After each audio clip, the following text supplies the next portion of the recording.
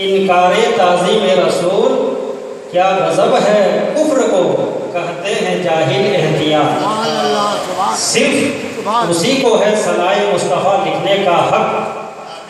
اس مصرع کے پس منظر میں یہ کہنا چاہوں گا کہ نعت کو کیا معیار مطلوب ہے۔ نعت کہتے وقت کن باتوں اور اصولوں کا لحاظ ملحوظ خاطر رکھنا ضروری ہے، مقام مصطفیٰ کے عظمتوں کو کتنا زیادہ جاننا ضروری ہے، محسن کائنات کی نعت کہتے وقت رگ و یابس سے بچنا کتنا ضروری ہے۔ نعت کے میدان میں افراط ہوا تو ہلاکت کے باعث، تفریط ہوئی تو ہلاکت کے باعث، منصب نبوت سے گھٹانا بھی تباہی کی علامت ہے، منصب نبوت سے بڑھانا بھی تباہی کی علامت ہے۔ اگر کوئی حد سے تجاوز کرتا ہے تو الوہیت کی تجلی خاکستر کر دے گی، اور اگر کوئی کمی کرتا ہے تو شان رسالت کی تیز تلوار اس کی گردن ناپ دے گی۔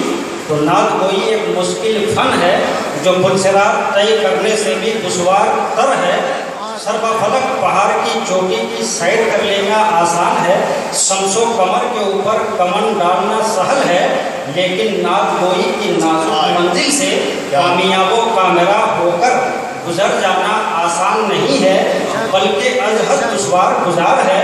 تو آپ شعر سنیں کہ صرف اسی کو ہے ثنائے مصطفیٰ لکھنے کا حق، صرف اسی کو ہے ثنائے مصطفیٰ لکھنے کا حق، جس قلم کی روشنائی میں ہو شامل احتیاط، جس قلم کی روشنائی میں ہو شامل احتیاط، اور جی میں آتا ہے لپٹ جاؤں مزار پاک سے۔ ارباب علم و دانش کے توجہات کے طالب مفکر اسلام حضرت علامہ نیاز احمد صاحب قبلہ اور اپنی فکر انگیز نکابت سے سامعین کے دلوں میں پھوٹتی ہوئی تپش کو شعلہ جوالہ بنا دینے والی ذات حضرت اسلم مصباحی صاحب قبلہ، صرف اسی کو ہے ثنائے مصطفیٰ لکھنے کا حق، جس قلم کی روشنائی میں ہو شامل احتیاط، اور جی میں آتا ہے لپٹ جاؤں مزار پاک سے، جی میں آتا ہے لپٹ جاؤں مزار پاک اللہ کی دلیل ہے۔ قرآن صحیح آتا ہے پنجاب من اللہ کے نور و کتاب مبین۔ کیا کروں ہے میرے ارمانوں کے قاتل احتیاط، شکر ہے اس خدائے قدیر کا جو اپنے یاد کرنے والے کو کسی وقت نہیں بھولتا اور اپنے ترک سوالیوں کو کبھی مایوس نہیں فرماتا۔ وہ رب لم یزل جس نے لفظ کن سے کونین کی تخلیق فرمائی، اور اللہ تعالیٰ درود و سلام اس ذات خیر الانام پر جن کے وجود مسعود کی برکتوں نے کائنات عالم کو وجود عطا کیا۔ آج کا یہ تاریخی اجلاس روح پرور محفل، نورانی بزم، مشام جاں کو معطر کرنے والی تقریب، جس میں آپ کا خادم محمد حسین دیناج پوری تیسری بار حضوری کی سعادت حاصل کر رہا ہے۔ یہ تاریخی اجلاس ظاہری اور معنوی دونوں حیثیتوں سے آراستہ ہے، کیونکہ اس تاریخی اجلاس کی صدارت ایک ایسے عظیم المرتبہ شخصیت کے حوالے کی گئی ہے جنہیں دنیا افہام و ادراک کا شہنشاہ، مہتاب طریقت، آبرو علم و حکمت، فقیہ عصر و فقیہ نفس، شفیق ملت و شفیق القلم، استاذ العلماء حضرت علامہ مفتی شفیق احمد صاحب شریفی دامت برکاتہم العالیہ کی ذات گرامی سے جانتی، پہچانتی اور مانتی ہے۔ آپ کی دہلیز پر بڑے سے بڑے خطیب کی زبان لڑکھڑانے لگتی ہے، بڑے سے بڑے ادیب کی نوک قلم سے الفاظ ٹوٹ ٹوٹ کر گرنے لگتے ہیں۔ حضور شفیق ملت علم و فضل کا وہ کوہ ہمالیہ ہے جن کی دنیائے سنیت میں گناہ خوبیاں اور عظیم کارنامے ہیں۔ آپ اپنی ذات میں ایک زندہ تنظیم کی حیثیت اور ہزاروں انجمن سازی کی صلاحیت رکھتے ہیں۔ علمی حلقوں میں آپ کی شخصیت محتاج تعارف نہیں، بلفظ دیگر شفیق ملت علم کا ایک دریا ہے جو بہتا جا رہا ہے۔ قوم مسلم کی بدحالی، بد مذہبی اور گمراہی کے سد باب کے لیے آپ اپنے پہلو میں ایک مضطرب دل رکھتے ہیں۔ یقیناً آپ کی ذات بابرکات دور حاضر میں امت مسلمہ کے لیے نعمتیں غیر مترتبہ۔ میں جس مجہول جگہ سے آیا ہوا ہوں اس علاقے میں حضرت کے نام نامی اسم گرامی نے آج بھی ایوان باطل پر لرزہ برپا کر رکھا ہے۔ ظلم کی بے کنی کرنا، ظالم کو مٹانا، اہل اقتدار و اختیار کے بدعنوانیوں کو روکنا، اپنے حلق کا نوالا بھوکے کو دے دینا، یہ حضور شفیع کے ملت کی پاکیزہ زندگی کا ایک اہم ترین جز ہے۔ میدان درس و تدریس کے شہسوار ہونے کے ساتھ ایک نادر المثال مصنف بھی ہیں، ایک نادر المثال خطیب بھی ہیں، ایک نادر المثال فقیہ بھی ہیں، ایک نادر المثال مفتی بھی ہیں، ایک نادر المثال مفکر بھی ہے، ایک نادر المثال مدبر بھی ہیں، فن خطابت کے تاجدار بھی ہیں، تو میدان درس و تدریس کے شہسوار بھی ہیں، بانی مدارس کثیرہ بھی ہیں۔ اما ایک ہی ذات ہو، اس ذات میں یہ سارے فنون کو سمیٹ دو تو اسی ذات کو شفیع کے ملت مفتی اعظم اتر پردیش کہا جاتا ہے۔ نعرہ تکبیر، نعرہ رسالت، مختار دو عالم کانفرنس۔ واہ واہ واہ۔ کہیں مدت میں ساقی بھیجتا ہے ایسا مستانہ بدل دیتا ہے جو بگڑا ہوا دستور میخانہ۔ میری گفتگو کو کوئی مبالغہ آرائی نہ سمجھے، میں حقائق کا انکشاف کر رہا ہوں کہ شفیع ملت فرد واحد کا نام نہیں ہے، بہت سی خوبیوں کا نام ہے، تفکر کا نام ہے، تعقل کا نام ہے، تفہیم کا نام ہے، اسلام کے میر کارواں کا نام ہے، شارع بخاری مفتی شریف الحق امجدی کی ایک عظیم تحریک کا نام ہے۔ اما جو قال اللہ اور قال الرسول کے درس کو عام کرنے کے لیے خاردار وادیوں کی بھی پرواہ نہ کرے، اسی ذات کو شفیع کے ملت کہا جاتا ہے۔ یہ تحدیث نعمت کی بنیاد پر فخر کرنا جائز ہے، اس لیے میں یہ بات بتاتے ہوئے فخر محسوس کر رہا ہوں کہ مجھ جیسا کھوٹا سکہ بازار شفیع کے ملت میں چل رہا ہے، یہ میرے لیے آئیڈیل نہیں تو اور کیا ہے، یہ میری پختی نہیں تو اور کیا ہے، جبکہ مجھ سے بہتر زبان و لسان و بیان کے مالک اس بازار علم و ادب میں جارو کشی کرنے کے متمنی ہیں۔ یقیناً حضور شفیع کے ملت کا احسان ہے خصوصیت کے ساتھ آپ کے خادم محمد حسین پر کہ حضرت نے میرے باطن کو آباد کیا، حفظ و حفظ کی آگ پر محبت رسول کا پانی ڈالا، ہمیشہ اپنی دعا سے نوازا ہے، اپنی نوازشات و عنایات سے باکمال کیا ہے، اور ہر نازک موڑ پر میری ڈگمگاتی کشتی کو حضرت نے سہارا دیا۔ یہ بات کی صداقت سے خالی نہیں ہے کہ اس دور پرفتن میں آج جہاں گمراہی کے گڈھوں میں بھٹکانے والا یزید پلید کے لطفہ ناتحقیق کی اولادوں میں سے ایک اولاد ڈاکٹر ذاکر نائک جیسا نامراد اس دنیا میں موجود ہے، وہیں پر ہماری اور آپ کی مشترکہ خوشبختی یہ ہے کہ اس الہ آباد کی علمی و ادبی سرزمین پر ہمارے پھسلتے ہوئے قدم کو صراط مستقیم پر گامزن کرانے کے لیے فہم و ادراک کا شہنشاہ آبرو علم و حکمت حضور شفیع کے ملت کی بامراد ذات گرامی بھی موجود ہے۔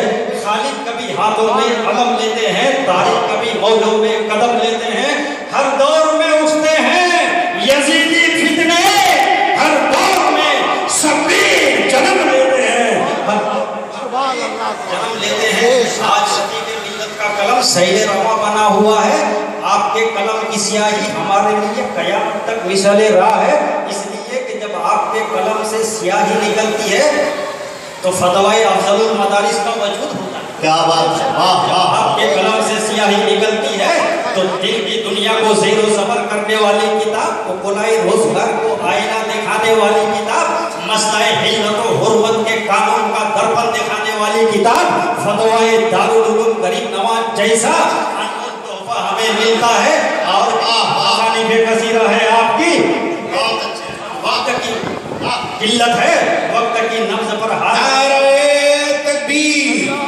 نعرہ رسالت، حضور شفیع ملت، مسلک اعلیٰ حضرت مختار دو عالم کانفرنس، نعرہ تکبیر، نعرہ رسالت، سبحان زندہ باد، زندہ باد۔ وقت کی نبض پر ہاتھ رکھ کر بولنا ہے اور آپ حضرات کو سمجھ کے سننا ہے، تو اور بھی تصانیف کثیرہ ہیں آپ کی، مگر میں یہ کہنا چاہوں گا جو لوگ شان صفی کے ملت کو گھٹانے کے لیے شب و روز صحیح کر رہے ہیں اور جس کا یہ خواب ابھی تک شرمندہ تعبیر نہ بن سکا وہ لوگ خیر منائے اور محمد حسین دیناج پوری کو سن لے کہ شان صفی کے ملت تمہارے گھٹانے سے نہیں گھٹتے. سن لیجئے جب تک اس گگن کے نیچے صفی کے ملت کی لکھی ہوئی ان کتابوں کا ایک ایک نقطہ بھی محفوظ رہے گا یوں ہی صفی کے ملت کا بول بھرا رہے گا. نعرہ تکبیر، نعرہ رسالت، حضور شفیع ملت. واہ واہ. تمہارے تفکرات و تخیلات کو اگر دنیا دار پہ ناز ہے تو صفی کے ملت کی ہر ہر سانس کو مدینے کے تاجدار پہ ناز ہے. اسی لیے وہ صفی کے ملت کی زبان پر گرد زبان ہے کہ اب میری نگاہوں میں جستا نہیں کوئی، اب میری نگاہوں میں جستا نہیں کوئی، جیسے میرے سرکار ہیں ویسا نہیں کوئی. اور کیوں نہ گرد زبان رہے، ہمارے نبی کی نعت تو قرآن پڑھ رہا ہے، قرآن شاہد یاد ہے کہ نبی کی جبین اقدس تاہا ہے، نبی کا چہرہ انور وردہا ہے، نبی کی آنکھیں ما زاغ البصر وما طغی ہے، نبی کی زلف عنبری واللیل اذا یغشی ہے، نبی کا سینہ مبارک الم نشرح لک صدرک ہے، نبی کا مقام ثم دنا فتدلی فکان قاب قوسین او ادنی ہے، نبی کا پاکیزہ لب وحی یوحا ہے، نبی کا کلام کلام خدا ہے، نبی کی ہر بات وحی خدا ہے. وما ینطق عن الہوی ان هو الا وحی یوحا، نبی کی اطاعت اطاعت خدا ہے. من یطیع الرسول فقد اطاع اللہ، نبی کی رضا رضائے خدا ہے. کلہم یطلبون رضائی وانا اطلب رضاک یا محمد صلی اللہ علیہ وسلم، نبی کی بیعت بیعت خدا ہے. ان الذین یبایعونک انما یبایعون اللہ، نبی کی ذات دلیل خدا ہے.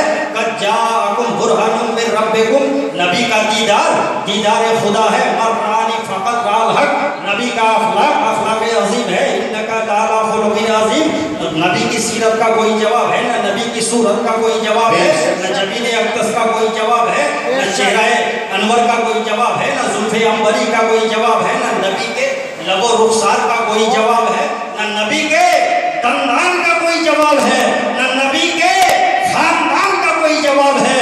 یہ حقیقت ہے، کوئی خواب نہیں. ہمارے نبی کا کوئی جواب نہیں. لا جواب نبی لا جواب. نعرہ تکبیر، نعرہ رسالت، مختار دو عالم کانفرنس.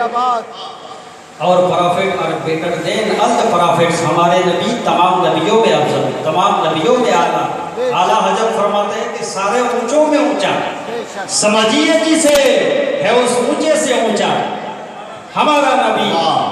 تم سے خلا باوجود، تم سے ہے سب کا وجود، تم سے ہے سب کی بقا، تم پہ کروڑوں درود کعبے کے بدر الدجا، تم پہ کروڑوں درود طیبہ کے شمس الضحیٰ، تم پہ کروڑوں درود ذات ہوئی انتخاب وصف ہوئے لاجواب نام ہوا مصطفیٰ، تم پہ کروڑوں درود. یہ کون فرما رہا ہے؟ اعلیٰ حضرت فرما رہا ہے. مگر آج کل بد باطل لوگ اعلیٰ حضرت کو نہیں سمجھ پا رہے ہیں. ذرا سمجھیے، میں شرح و تفصیل میں نہیں جاؤں گا کیونکہ وقت کی قلت دامنگیر ہے.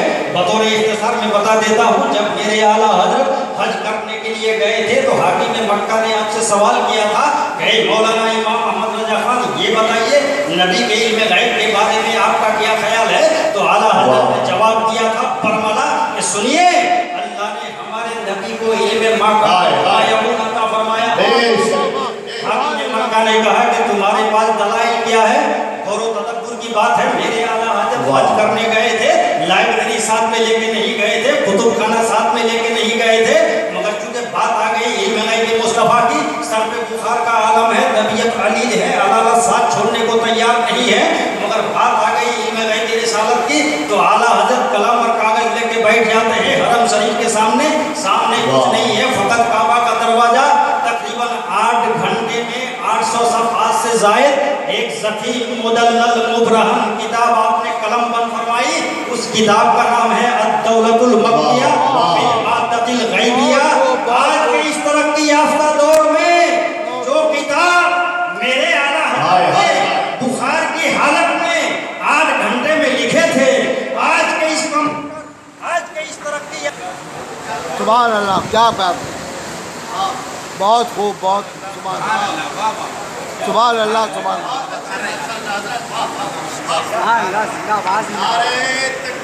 अल्लाह। बिजली चली गई, जनरेटर चल,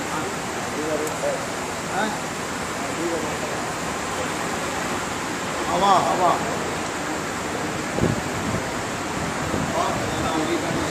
हेलो हेलो। तो जो किताब आला हजरत ने बुखार की हालत में 8 घंटे में लिखे थे, आज के इस तरक्की याफ्ता दौर में आज का कंप्यूटर उस किताब को 12 घंटा में